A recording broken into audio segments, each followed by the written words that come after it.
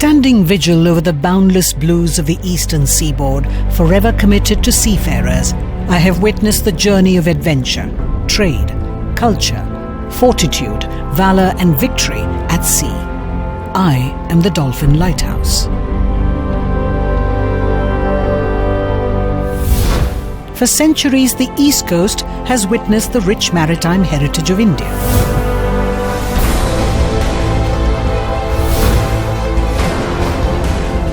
"50 years back, I saw the space around me transform. By way of expanding ports, offshore infrastructure and rapid expansion of India's naval footprint. I have seen the indomitable spirit of man rise to meet the challenges of the capricious oceans and conquer them. I have seen the Eastern Naval Command evolve as the largest amongst all geographical commands of the three services, keeping a watch over 25 million square kilometers.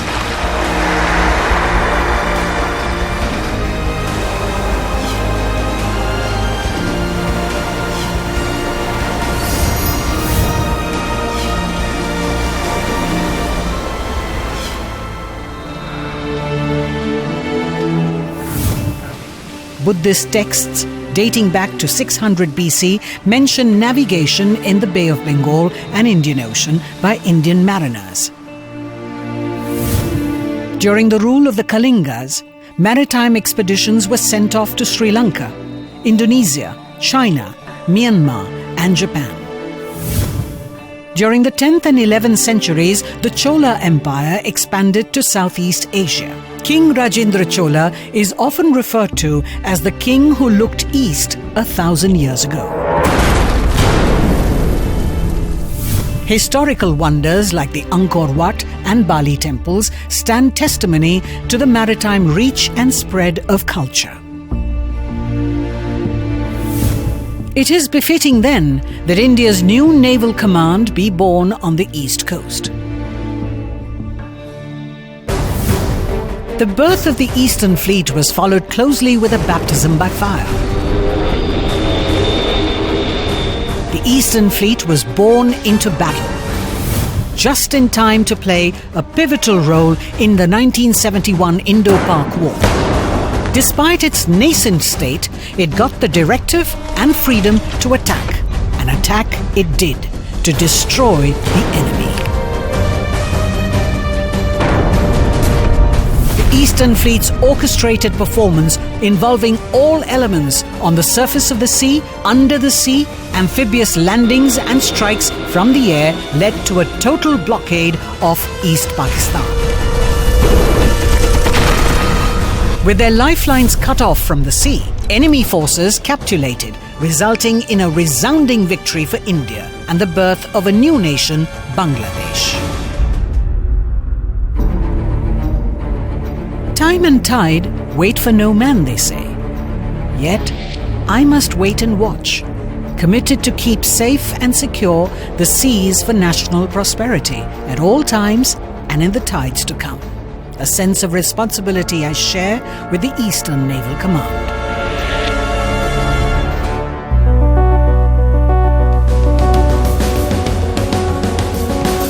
Called the City of Destiny, Visakhapatnam is committed to her mandate to oversee India's maritime interests in the Bay of Bengal and beyond. The ENC has its headquarters at Visakhapatnam. It is responsible for maritime operations to secure the eastern seaboard extending from the Bay of Bengal to the southeastern Indian Ocean, where more than 100,000 ships transport a quarter of the world's oil. From the dark night of battle, strengthened with experience and courage, the Sunrise Command has emerged in full, resplendent glory. The command is headed by the Flag Officer Commanding-in-Chief, Eastern Naval Command, stationed at Visakhapatnam. CNC East has been additionally designated CNC Coastal Defence, assisted by the Indian Coast Guard, Marine Police and other maritime agencies. Executing his mandate are Flag Officer Commanding Eastern Fleet, Flag Officer Submarines, and the Admiral Superintendent Naval Dockyard. Along the east coast of India, the command is responsible for coastal defence and security along the entire east coast. This responsibility is ensured through Naval Officer in Charge, West Bengal. INS Netaji Subhash, named after our legendary freedom fighter, operates under NOIC, West Bengal, who is responsible for the port defence and naval assets in West Bengal and the upper reaches of Bay of Bengal.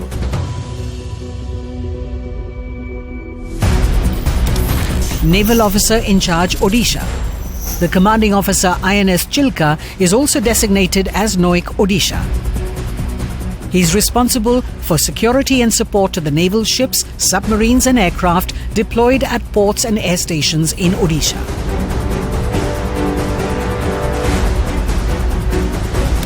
Naval Officer in Charge, Andhra Pradesh. A well-equipped flotilla comprising minesweepers, water jet FACs and fast craft is placed under NOIC Andhra Pradesh for coastal security and defence of the KG Basin. Flag Officer commanding Tamil Nadu and Puducherry Naval Area. INS Adayar is the base depot ship supporting all units under FOTNA. The Flag Officer is responsible for the coastal defence and security of the coast of Tamil Nadu, Puducherry and operations in Pork Bay. Combined synergy of the Eastern Naval Command thus transforms our platforms into a mission-ready force, holding sway by might. All set to protect our maritime interests. Whatever, whenever, wherever needed.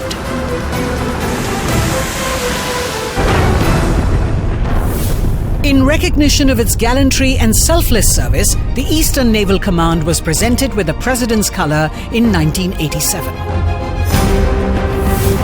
From a modest-sized force of the newly inducted Kamorta-class anti-submarine corvettes and the Cheetah-class landing ships in 1971, the Eastern Fleet today has matured into one of the largest and most capable blue water fleets in the world. With the state-of-the-art Shivalik-class frigates and new Kamorta-class anti-submarine corvettes. 50 years on, Visakhapatnam continues to be the proud home of the Indian Navy's submarine arm, the vanguard of maritime deterrence. Today, the Dolphins have vastly extended their reach and lethality, with advanced weapons and sensors, better trained men, and nuclear capabilities. Supreme in stealth, our conventional and nuclear capable force is ready to dive, deter, and destroy.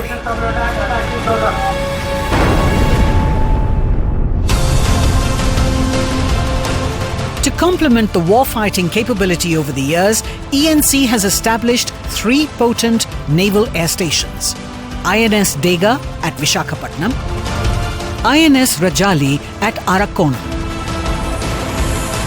INS Parandu at Ramnad. Today, best-in-class aircraft add wings to our naval aviation aspirations. This includes potent combat helicopters, unmanned aerial vehicles, and the game-changing P-8I, our latest eyes in the sky. They are a force to reckon with.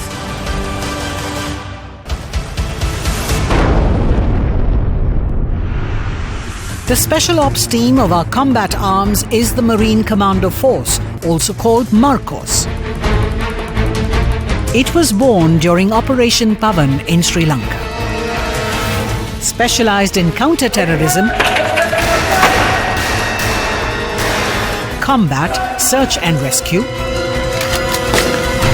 the MARCOS stay combat ready to secure offshore assets in the Krishna-Godavari basin.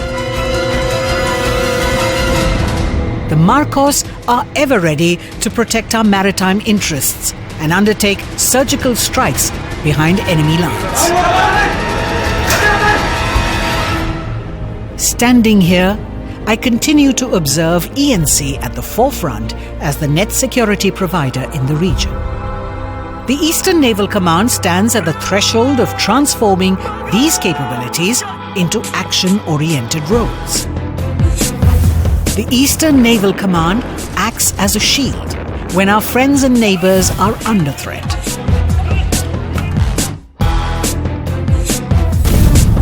Or when our nation's pride and sovereignty is under threat.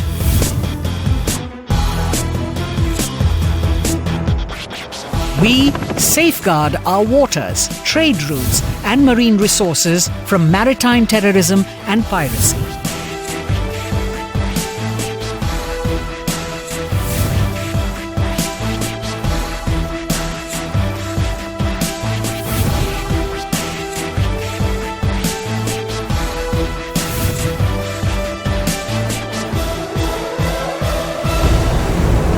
To build bridges of friendship and operate sans frontiers, the Eastern Naval Command is an active contributor to the Navy's foreign cooperation initiatives. In February 2016, India's second International Fleet Review was conducted at Visakhapatnam. As ambassadors of the nation across the seas, we build in-depth relationships with friendly forces through regular overseas deployments and joint exercises.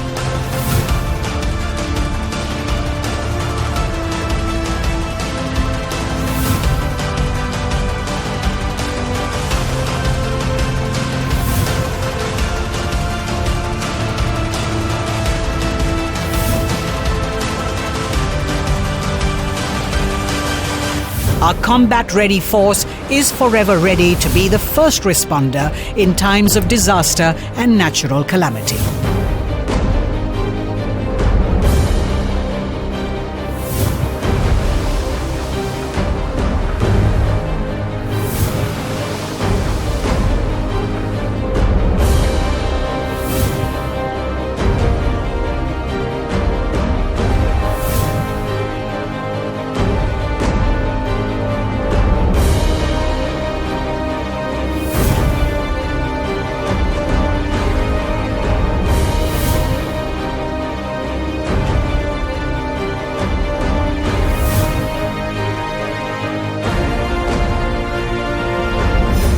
ENC takes the lead in search and rescue operations or non-combatant evacuations from conflict zones.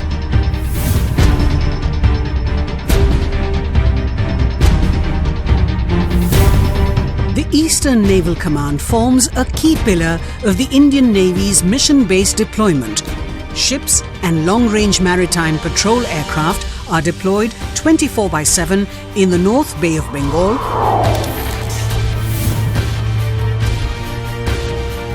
Malacca Strait, Central Indian Ocean,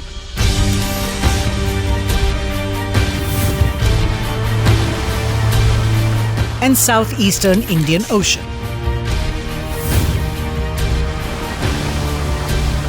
With eyes in the sky, surface, and below water, the Eastern Naval Command is committed to secure our national interests in the Indian Ocean and beyond.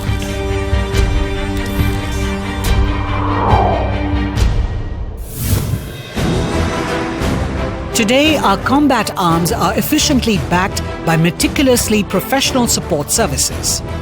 The Naval Dockyard evolved as a full-fledged yard from a nascent boat repair shop in 1940.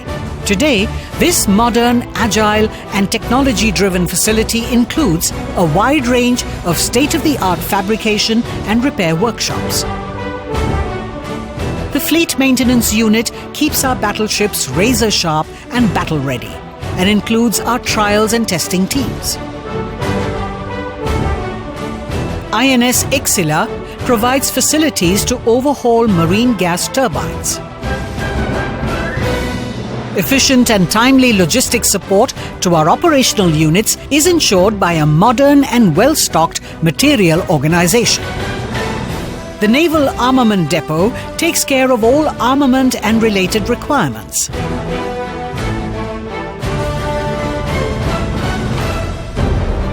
The base depot ship INS Sarkars is the oldest unit of the Eastern Naval Command in Visakhapatnam since 1939 and provides administrative and logistics support to all the units based in Visakhapatnam, be it ashore or afloat.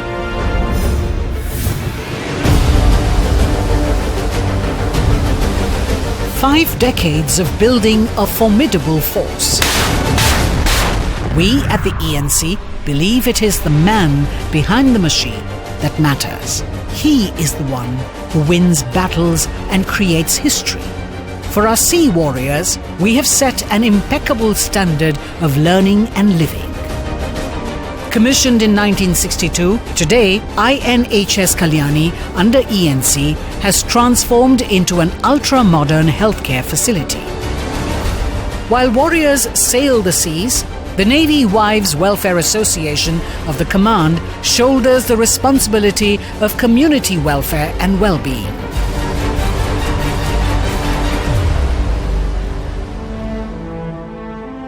The immortal sacrifice of our gallant seamen became legends in naval chronicles and recognized through the award of gallantry medals.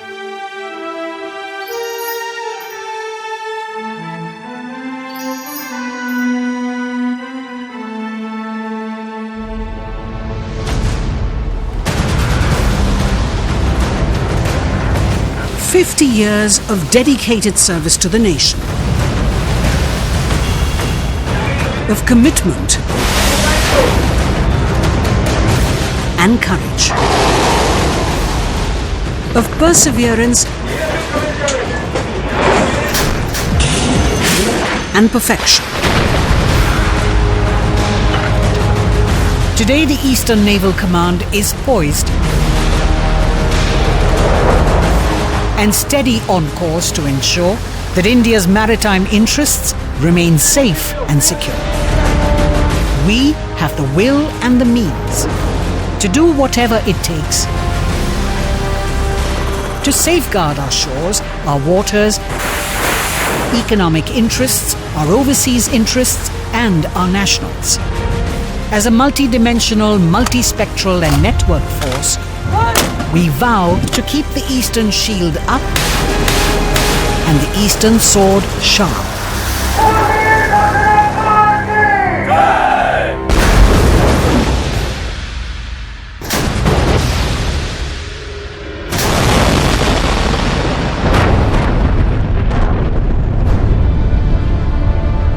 As I stand at the Dolphin Hill, looking into the future, the Eastern Naval Command assures decisive victory in battle, committed to accomplish anything, anytime, anywhere.